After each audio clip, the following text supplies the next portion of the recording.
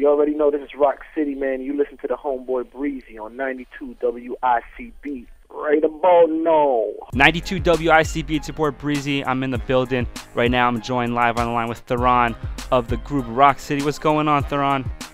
Everything's good, man. You know, I can't complain. You know what I'm saying? Working hard, trying to get it, you know. For those who don't know, you and your brother have been writing music for some of the biggest artists in the world, including Janet Jackson, T.I., Akon, and Ayaz, who currently has the #6 song on the Billboard Hot 100. How'd you guys get into writing? Well, we've been writing for ourselves, you know what I'm saying, since we was like 10 and 11 years old. We've always written our own music and stuff like that. And when we moved to Atlanta trying to pursue our music career, you know, we was broke, like most struggling artists, and we didn't have anything. And we wrote a song in the 7th grade called Lorraine that Akon used on Convicted. And then, you know, after we got it on Akon, everybody asked us, y'all songwriters? We was like, I mean, if it'll help pay the rent, we write, you know, we songwriters if you say it like that. So definitely a great opportunity to start off with in the industry. Mm-hmm. Some of the key elements of being a writer in the music industry are having a credible track record and networking.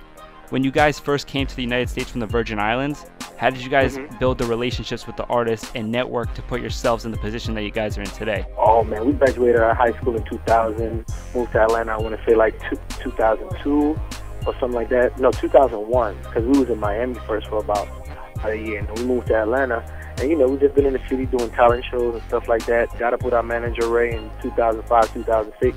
And we just kind of drove around the city and popped our face in every room that would let us in. And until people know who we were, you know what I mean? Then, like I said, we got that placement on Akon, and people was like, oh, y'all write songs, cool.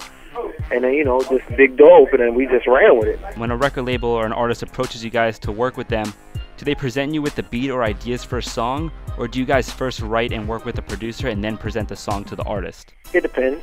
We've been in situations where we've written something, you know, when I Grew Up for the Pussycat Dolls with Rodney Jerkins, we did that song first, then they heard it, and then they wanted us to get in and cut it. We did If This Isn't Love for Jennifer Hudson first, you know what I'm saying? It really depends, but like I said, you know, it's certain records where Janet Jackson liked that beat, and she wanted us to do a song on that beat. Right. Is it easier to do the songs first and then present them, or is it? To be honest, it don't really matter how you do it as long as we like the beat. It's hard when you don't like a beat. Right. Now somebody's like, yo, write to this beat, and you're like, I think the beat is whack, but you got to write a song to it because this is what they love and you're working for them. Right. It kind of gets difficult sometimes. It gets a little tricky, but you know. Along with writing, you guys are occasionally featured on songs as well. You guys did the hooks for Ace Hood's Guns High, DJ Khaled's Final Warning, and most recently a feature called Crazy Nights with R. Kelly. Do you guys believe that doing hooks and features on songs have given you the proper recognition you deserve on the same level as the writing has?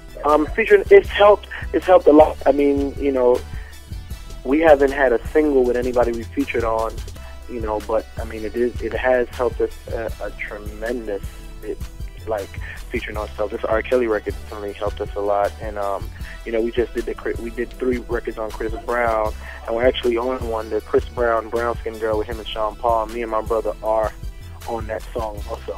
A lot of doors are opening up for you guys right now, and that's going to be a good segue for your album, Wake the Neighbors, which is scheduled to be released next year through Akon's Con Live and Geffen Records. Have you run into any situations where you wanted to keep a particular song for an album, but another artist wanted to use it or ended up using it? Yeah, the song we did for Chris Brown, Brown Skin Girl, we wanted to keep, but it was a situation where we wrote that song with him in the room. You know, usually if we write a song and then we send it to our artist, before we send it, we can keep it. There's like 3 songs on our album that we wrote for somebody and we never sent to them because we was like, we ain't even gonna play that for him. We gonna keep that. But when we did Brown Skin Girl, you know, Chris Brown was in the studio. He heard the hook. He said, "Oh my gosh, I don't even want you to finish writing it. I'm gonna cut it right now." So I wrote it while he was recording it. So while he was in the booth, I was like, this is the next line. Sing it like this. He recorded the song, and it's so funny. After he recorded the song, and, you know, we was like, man, we even called him. We was like, yo, Chris, we want that song. And so, you know what I'm saying? But, you know, It was cool, though. It's all love, but, you know, it didn't hurt to ask. The worst that he could have said was no. You know what I'm saying? So right. He said no.